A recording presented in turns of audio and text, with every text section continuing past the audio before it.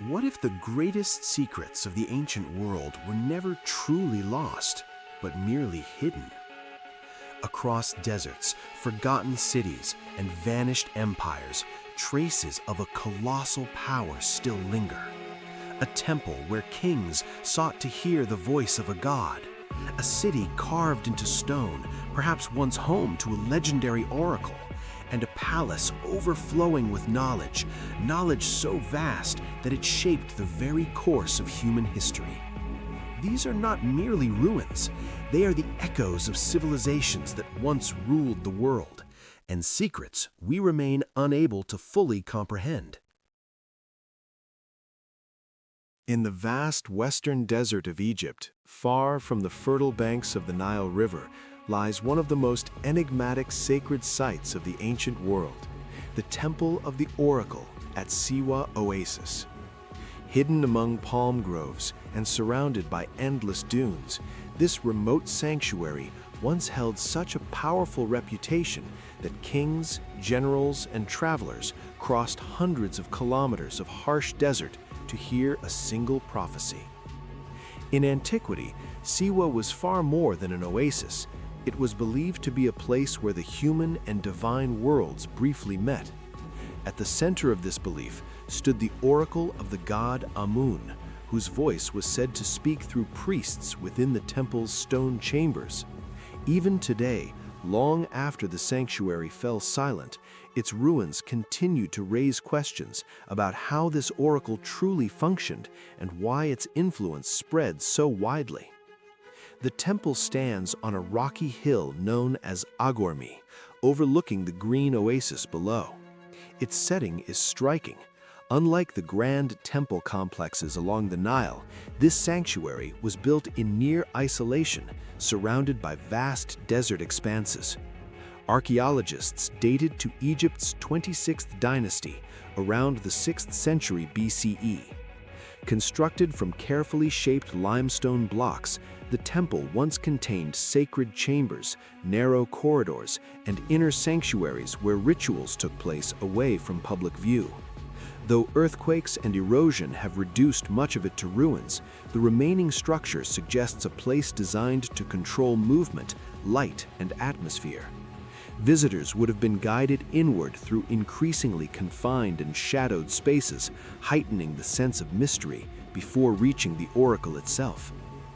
What made this site extraordinary was not just its design, but the belief that the god could answer questions through his priests. In the ancient world, oracles were often consulted before major decisions, rulers sought guidance before wars, and individuals looked for answers about their futures.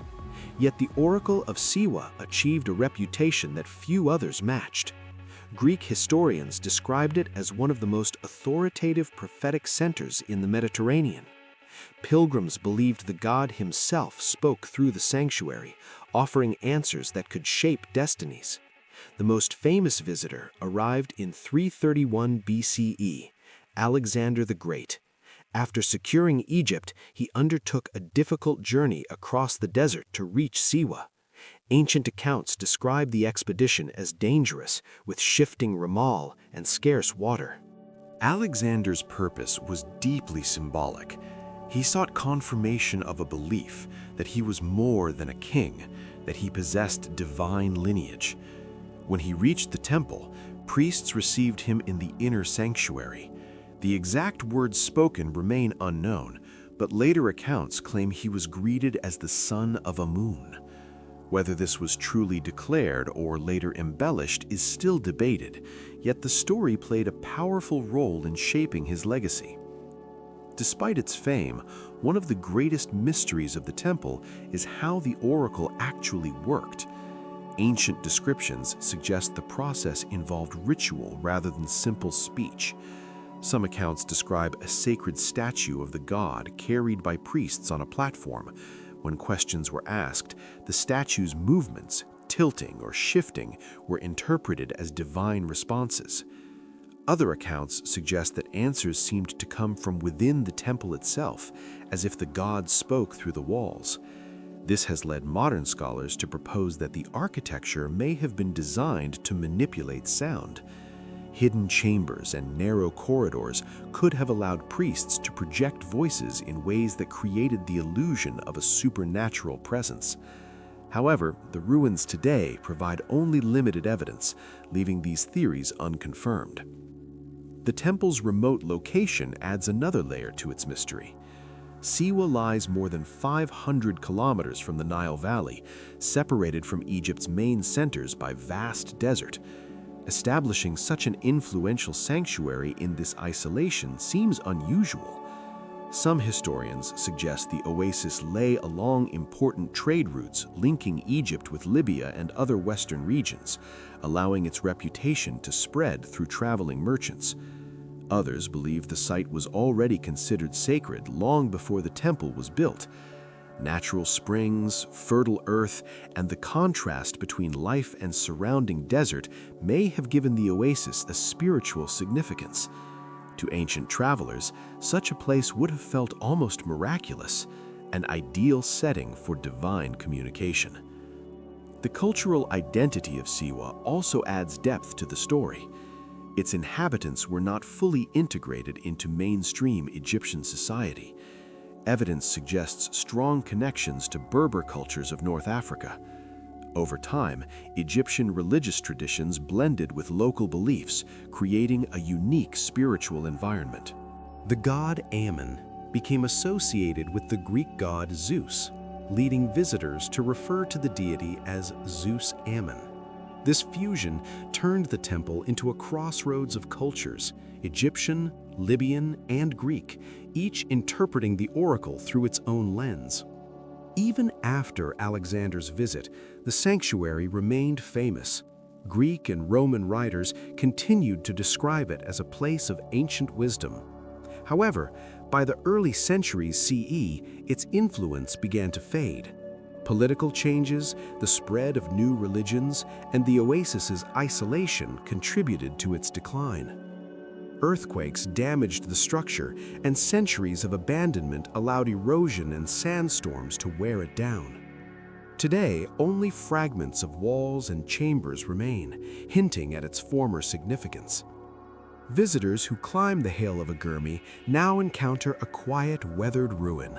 The rituals have vanished, the priests are gone, and the oracle no longer speaks. Yet the atmosphere remains powerful.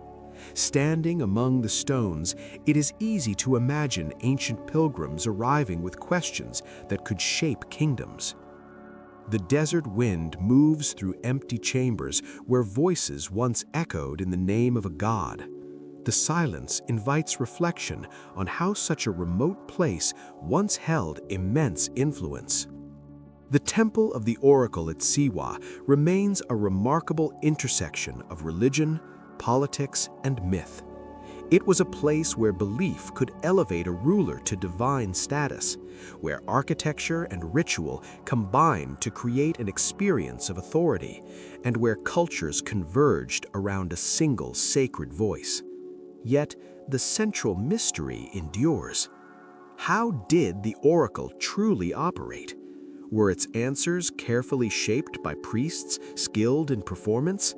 Did the structure itself create sensory illusions? Or did its power lie in something deeper, the human need to believe that guidance could be found in an uncertain world? In the end, the ruins of Siwa remind us that history is shaped not only by armies and monuments, but by ideas strong enough to move people across deserts. Somewhere within those stones, a voice once spoke that helped transform a conqueror into legend. And as the desert wind continues to sweep across the hill, one question remains suspended in the silence. What truly happened inside the temple when mortals came seeking the voice of a god? Across the mountains of southern Bulgaria, rising from the rugged terrain of the Rhodope Range, stands one of the most mysterious archaeological sites in Europe, Perperikon. At first glance, it may seem like little more than a scatter of weathered stone walls across a rocky hilltop, but a closer look reveals something far more remarkable. Perperikon is not simply a ruined city built from stone blocks. It is a city carved directly into the living rock. Entire halls, staircases, altars, streets, and sanctuaries were cut into the mountain over thousands of years, forming a vast sacred complex whose origins likely reach back to the late Stone Age. Archaeologists believe the earliest human activity here began around the 5th millennium BCE, when prehistoric communities first shaped the hill into a place of ritual and ceremony. Over time, this rocky summit evolved into one of the most important spiritual centers of the ancient Thracian world. Long before the rise of classical Greece or the Roman Empire, the Thracians occupied large parts of southeastern Europe. They were known for their warrior culture, rich mythology, and complex religious practices that intrigued ancient historians. Greek writers often described the Thracians as deeply spiritual people who believed the natural world was filled with divine presence. Mountains, caves, and unusual rock formations were seen as sacred spaces, gateways between the human world and the realm of the gods. In this context, Perperikon's dramatic setting makes perfect sense. The site sits high above the surrounding valleys, offering sweeping views in every direction. From its summit, priests and pilgrims could observe the rising and setting sun, reinforcing the idea that this place was connected to cosmic forces beyond everyday life. One of the most compelling theories suggests that Perperikon may have been home to a famous sanctuary of Dionysus. Dionysus, the Greek god associated with wine, ecstasy, and transformation, was closely linked in ancient sources to Thracian religious traditions. Historical accounts mention a powerful oracle of Dionysus somewhere in the mountains of Thrace, where priests interpreted divine messages through sacred fire rituals. According to some descriptions, flames rising from a stone altar were carefully observed, and their movements were read as prophecies. Some historians have even speculated that notable figures, possibly including Alexander the Great, may have sought guidance from such an oracle before major decisions. While definitive proof is still lacking, many scholars believe Perperikon fits these descriptions better than any other known site. Walking through the ruins today, visitors can still see a massive stone altar believed to be linked to these rituals. It lies at the heart of the complex, carved from a single block of rock. Around it are channels and grooves cut into the surface, leading researchers to think they may have been used to direct ritual liquids during ceremonies. Whether these channels carried wine, oil, or the remains of animal sacrifices is still debated. However, their careful design strongly suggests that organized and symbolic rituals took place here. This raises another question. How did ancient craftsmen manage to carve such intricate features into solid rock using the tools available at the time? The engineering achievements visible throughout Perperikon continue to impress archaeologists. Unlike many ancient cities built with transported stone, much of this settlement was created by cutting directly into the bedrock. Entire rooms were hollowed out and connected by corridors and stairways that follow the natural shape of the hill. Some staircases climb steeply through the complex, linking terraces that once supported temples, residences, and administrative spaces. The scale of this work is extraordinary. Constructing such a large rock-cut city would have required not only labor, but also careful planning and advanced knowledge of stoneworking techniques. Another striking feature of Perperikon is its water management system. Despite its position on a rocky hilltop, the site includes a network of channels, reservoirs, and basins carved into the stone. Rainwater was collected and directed into storage areas, ensuring a reliable supply for those living there. Some of these reservoirs are surprisingly large and precisely shaped, suggesting that their builders understood both hydraulic principles and long-term planning. Even today, during heavy rain, water still flows through parts of this ancient system, demonstrating its effectiveness. Over the centuries, Perperikon did not remain solely a Thracian sanctuary. As new cultures entered the region, the site continued to evolve. During the Hellenistic period, Greek influence reshaped parts of the complex. Later, under Roman rule, Perperikon developed into a fortified settlement with defensive walls and administrative structures. Archaeological evidence shows that Roman roads connected the site to broader trade networks, bringing goods and ideas through the mountains. In later centuries, Byzantine builders transformed sections of the complex into a medieval fortress, adding new layers while reusing older structures. This long and continuous history is one of the reasons Perperikon is so fascinating. Few places in Europe show such an unbroken record of human presence across so many different periods. Each culture left its imprint, yet the sacred character of the site never fully disappeared. Even in medieval times, religious buildings were constructed near earlier sanctuaries, suggesting that people continued to view the mountain as spiritually significant. Despite decades of excavation, only part of Perperikon has been uncovered. Archaeologists are still discovering new chambers, artifacts, and features hidden beneath soil and fallen stone. Finds such as pottery, coins, and inscriptions offer glimpses into the lives of those who once inhabited the site. Yet many mysteries remain. Was this truly the location of the legendary Oracle of Dionysus? How did early builders carve such a vast complex using relatively simple tools? And why did so many civilizations return to this same hilltop over thousands of years? Standing among the ruins today, it is easy to imagine priests chanting in stone chambers, firelight flickering across the altar, and pilgrims climbing steep paths in search of answers. The wind still moves through the carved passages just as it did centuries ago. Perperikon remains a place where history, myth, and mystery come together. Even with modern research and advanced technology, this ancient city carved into the mountain continues to guard many of its secrets, reminding us that the past may be far more complex than we yet understand.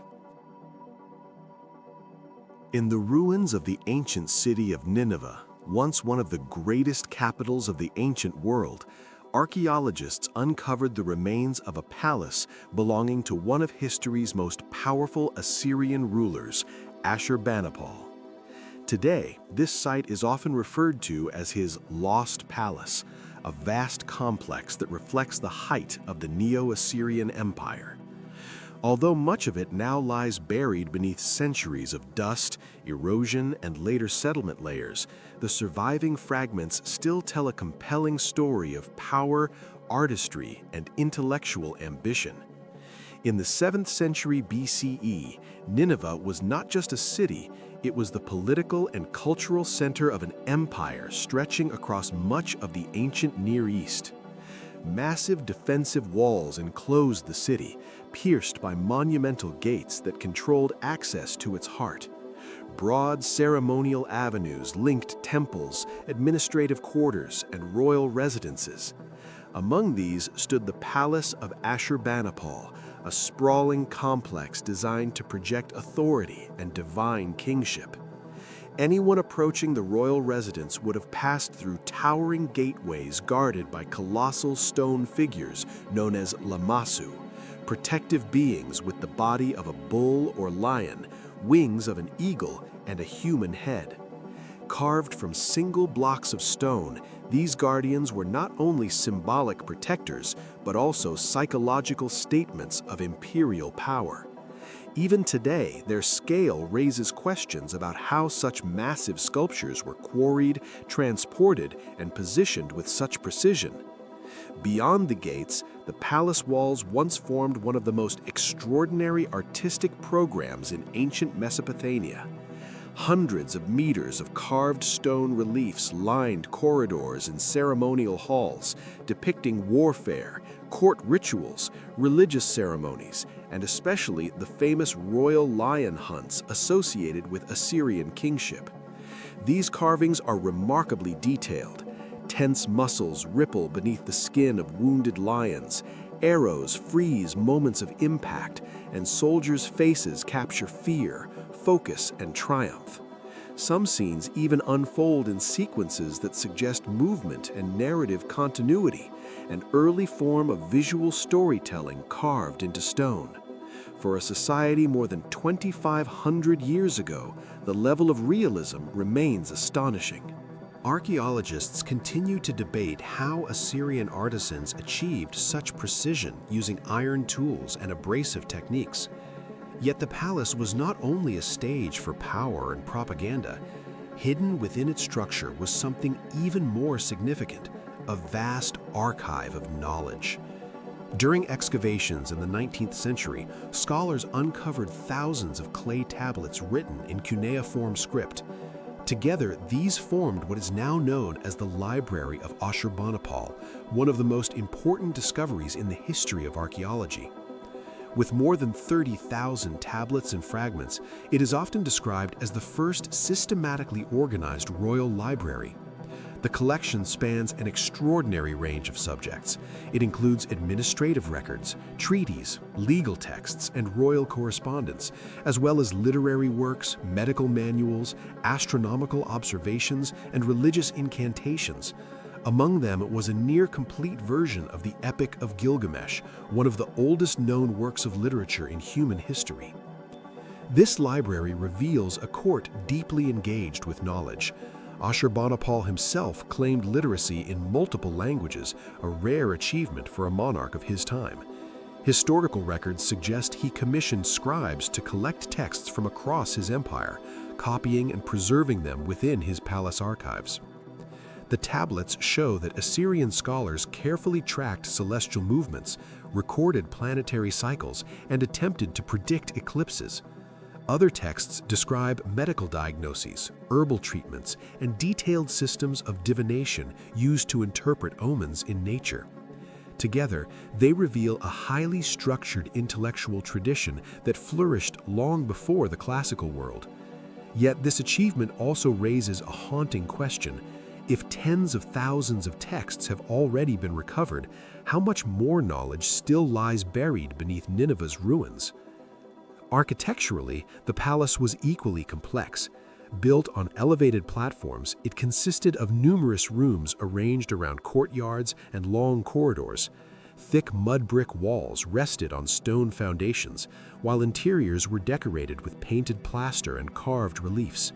The layout suggests a careful balance between ceremonial grandeur and administrative function.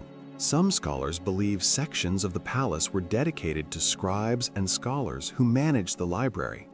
Others argue that sealed archives or undiscovered chambers may still exist beneath unexcavated areas.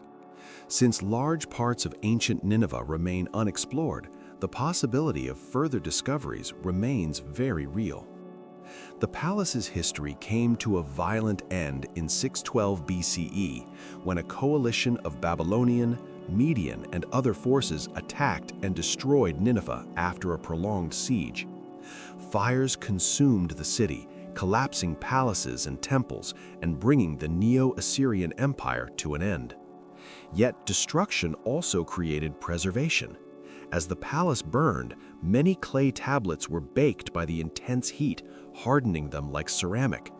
Instead of decaying, they survived underground for over 2 millennia, waiting to be rediscovered by modern archaeologists. Without this accidental preservation, much of Mesopotamia's literary heritage might have been lost forever. Today, Ashurbanipal's palace remains only partially understood.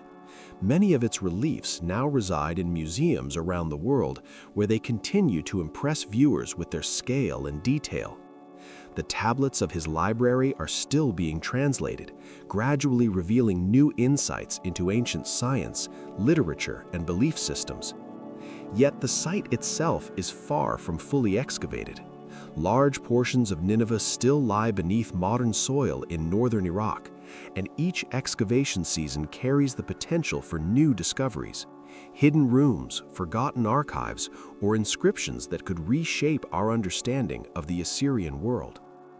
More than 2.5 millennia after its fall, the palace of Ashurbanipal stands as a powerful reminder of how advanced ancient civilizations could be. Its stone reliefs preserve moments of royal ideology frozen in time. Its library preserves voices of scholars who lived and thought in a world long gone. And its buried ruins continue to suggest that many stories remain untold. For historians and archaeologists alike, it is both a triumph of discovery and an unfinished mystery. Somewhere beneath the soil of Nineveh, more fragments of this extraordinary palace may still be waiting, silent, intact, and ready to bring new light to the ancient world.